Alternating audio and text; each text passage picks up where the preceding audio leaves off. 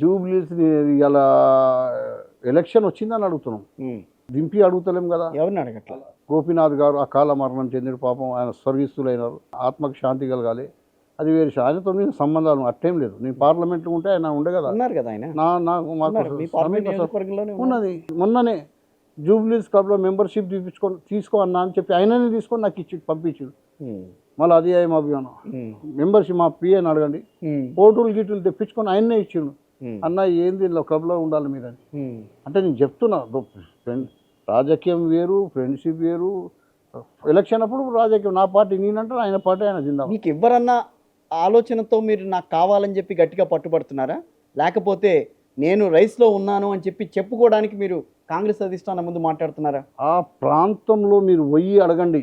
Right, అది అన్ని కులాల వారికి నీ సేవలు అందించిన వాడిని, ప్రజల మధ్య సర్వే అంటారు కదా. అవును, నన్ను ఎంబడేసుకొని తిరిగి సర్వేలో నేను ఎంతమంది సలాంలు కొడతా, ఎంతమంది నమస్తే, నేను ఎంతమంది అది చేస్తాను తెలుసా కదా. ఊపు నన్ను ఇంట్లో వండబెట్టి కోడిని కమ్మినట్టు కమ్మి మీరు సర్వేలు చేస్తే ఎట్లయితుంది. రైట్, ఎంబడేసుకొని మంత్రులు ఇన్ఛార్జ్ చేసి ఎంబడే దొరకపోతే తెలుస్తుంది. మీ పేరుందా, ఉన్నదో లేదో ఏమున్నదో తెలియదు. నేనైతే నా సర్వే ఏంటంటే నేనే ఒక అంజన్ కుమార్ యాదవ్ పార్టీకి ఈ జీవం కష్టకాలం నుండి దాన్ని గట్టిగా పునాదేసి రాయి లెక్క నిలబడితేనే ఈరోజు దాని మీద ఫ్లోరన్నా వేసుకోనికే పెట్టినని అడ్డం. అది ఆ మనిషిని నేను. ఎందుకని మీ పేరు బయటికి రాకుండా అడ్డుకుంటున్నారా, లేకపోతే ఏమవుతుందో అది భగవంతుడు చూస్తాడు. ఎన్ని వచ్చినా ఏమైనా కానీ దేవుడు అన్నట్టు ఉన్నాడు కదా. రేవంత్ గారికి మీకు పడదా? రేవంత్ గారికి పడుతుంది. ఎందుకు పడదు? మీకు మంచిగా పడుతుంది. ఇప్పటి వరకు ఆయన కాదంటలే మేము. మీకు మంచి మిత్రుడు, మొన్న మీ అనిల్ గారికి ఇచ్చింది ఆయనే. కాదంటే నో డౌట్, నో డౌట్ కదా, నో డౌట్, నో డౌట్. అలాంటిది అనిల్కి ఇచ్చింది ఆయన. మాకు కూడా ఇదే దీంట్లోనే మాకు కూడా కావాలి, నా సామాజిక వర్గానికి కావాలి అని అడగటంలో అర్థం ఏంటి అని అడుగుతున్నా. నా సామాజిక వర్గం, నా స్థాయి నాయకుడు ఎవరన్నా ఉంటే ఇవన్నీ అంటున్నా ఇప్పటికి కూడా. అది నా స్థాయిని బయటేట నా యొక్క పార్టీ నుంచి కరడుగొట్టిన కాంగ్రెస్ నాయకుడు ఎవరున్నా ఇవ్వాలంటున్నా. నిన్న మొన్న వచ్చిన వాళ్ళకు నేను వద్దంటున్నా. ఎందుకు? ఇంట్లో పెద్దోని పెళ్లి కానీ చిన్నోని చేస్తారా? చేస్తారా? చేయరు. మళ్ళీ పెళ్ళి బ్యాగ్ ఉన్నాడు కదా. నాది ఇంత సేవలు అందించడానికి మీరు పరదగా ఇంకేమో చేస్తా అంటే ఎట్లా? ఎంపీగా ఇచ్చాం కదా 2 సార్లు ఇచ్చి గెలిచినా పార్టీని గెలిచినాం కదా. అది కాంగ్రెస్ సీట్ లేకుండే, దత్తాత్రేయ 20 ఏళ్ళ నుంచి పాకపోయిన సీట్ అది. దాని మీద నేను గెలిచి వచ్చిన సిటీలో. అది కాంగ్రెస్ సీట్ కదా. రైట్, సొంత సామాజిక కుర్మ మీ యాదవ్ కాదు, సామర్థ్యం మీద గెలిచారు. సొంత సామర్థ్యం అంతే. ఎవరు తీసుకోలేదంటే సొంత సామర్థ్యం కదా. అంతే కదా. మరి ఆ సీట్ ఎవరు ఇస్తే ఇటు చేసిపోయారు కదమ్మా. నేషనల్ పార్టీకి క్యాండిడేట్ లేదు, ఇటు చేసిపోయారు ఆ రోజులలో. నేను కాంటాక్ట్ చేసి గెలిచిన కదా. అంజన్ కుమార్ యాదవ్ అనేటోడు 4 సార్లు కాంటాక్ట్ చేసి 2 సార్లు రాష్ట్రంలో భారీ మెజార్టీతో గెలిచిండ్రు. ఇప్పుడు అలా జరుగుతున్న ఎలక్షన్లో నాది అలా ఉండాలి, ప్రాతినిధ్యం ఉండాలనా లేదా?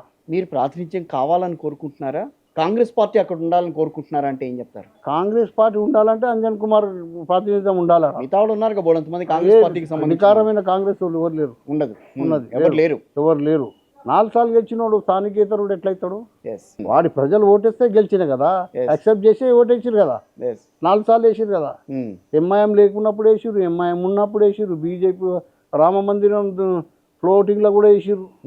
That is Anjan Kumar Yadav. మాత్రమే అది నా పార్లమెంట్ లో ఒక అసెంబ్లీ క్షేత్రం. అది ఎంపీగా చేసి ఎమ్మెల్యేగా పోటీ చేయాలన్న ఆలోచన ఎందుకు? ఇక్కడ మంత్రి కావాలని చెప్తూనే ఉన్నా కదా. అది సో మీ టార్గెట్ అనేది మంత్రి పదవి 100%. మా సామాజిక వర్గానికి లేదు. నగరంలో ఎప్పుడు ప్రాతినిధ్యం ఒక యాదవ్ ఉంటుండే. ఒకడే కాదు, మా రాహుల్ గాంధీ గారు 42% కాశ్మీర్ నుంచి కన్యాకుమారి వరకు 4300 కిలోమీటర్లు నడిచి ప్రజల కష్ట నష్టాలు, ఎండనక వాననక వనగంల వానలో తిరిగి అన్ని తెలుసుకొని కామారెడ్డి డిక్లరేషన్ 42% ఆఫ్ రిజర్వేషన్ ఇస్తున్నారు బీసీలకి. అంతే కదా, బీసీలకి ఇస్తున్నారు కదా. ఇస్తున్నారు. ఇప్పుడు అవుతుంది. ఇప్పుడు ఓకే, తీసుకున్న నిర్ణయం చాలా సంతోషం, చాలా మంచిగా జరగాలని నేను భగవంతుని కోరుకుంటున్నాను. సో ఈ రోజున అంజన్ కుమార్ యాదవ్ గారు అడిగేది జూబ్లీ హిల్స్ టికెట్తో పాటుగా మంత్రి పదవి కూడా. నాయంత సీనియర్ ఎవరున్నారు? అవునా కదా, తెలుసు చెప్పేసి అంతే. ఇప్పటికి చాలా మంది పోటీలు పడుతున్నారు, వేరే పార్టీ వాళ్ళు కూడా పోటీలు గట్టిగా పడితే కాంగ్రెస్ పార్టీలోకి వచ్చి మరీ ఈ రోజు పోటీలు పడుతున్నారు. పోటీ పడుతురు. ప్రజలంతా అమాయకులు ఏం గారు. ఉమ్, అభ్యర్థి ఎవరు, దాని గుణగణాలు ఏంటి, వాళ్ళ లక్షణాలు 10 ఏళ్ళు నన్ను చూసిరు కదండి. ఉమ్, అంజన్ కుమార్ యాదవ్ అనేటోడు ఏమైనా చిన్న ఎలిగేషన్ ఉందా నా మీద? లేదు. ఏమన్నా ఇంత పోలీస్ కేసు పెట్టి అదరగనం చేసిండని ఉన్నదా, సతాయించిండని ఉన్నదా? లేనప్పుడు మరి ఇంతకన్నా నీట్ కాంగ్రెస్ 4 సార్లు నేను కాంటీ ఎలక్ట్ అయినట్టే మళ్ళీ అది వేరే వాళ్ళకి వర్తిస్తుందేమో, ఆ, నాకు వర్తించదు. అది ఉమ్, నాకు వర్తించదు. వాళ్ళు వేరే దాంట్లోకి ఇంట్లోకి వచ్చారు కదా, వాళ్ళకే వర్తిస్తుంది. ఈ కాంగ్రెస్ పార్టీ పునాదిలకే వచ్చిన వాళ్ళు, ఉమ్. వాళ్ళు బయటికే వచ్చిన వాళ్ళు ఉంటారు కదా. అవన్నీ పనిచేయమంటారు. అవన్నీ అలాంటివి ఏమీ అవన్నీ పనిచేయవు. పని చేయదు. ఎందుకు పని చేయాలంటే ఆల్రెడీ నేను గెలిచి ఉన్నా కదా ఇక్కడ నేను. కానీ జూబ్లీ హిల్స్ నియోజకవర్గంలో మీరు లేరుగా. లేదంటే నేను ఇప్పుడు ఆడనే ఉన్నా. ఇప్పుడు ఉన్నారు. రేపు పోయి ఆడ ఉంటుంది. అంతేంది, సిటీలో పుట్టినా కదా నేను, వేరే దేశంకి వచ్చినా. ఎస్. నగరం నడిబొట్టులోనే ఉన్నా కదా. ఈ 20 ఏళ్ళ నుంచి ఈడనే ఉంటాను నేను. ఇంకా సిటీ నా లోకల్లో కొంతమంది చాలా మంది బయట పోయి కాంటాక్ట్ చేసి వస్తారు. వాళ్ళు ఉన్నారు ఇక్కడ, వాళ్ళ ఇళ్ళన్నీ ఈడనే ఉంటాయి. వాళ్ళ ఇళ్ళన్నీ జూబ్లీస్ బంజారాస్ ఉంటాయి.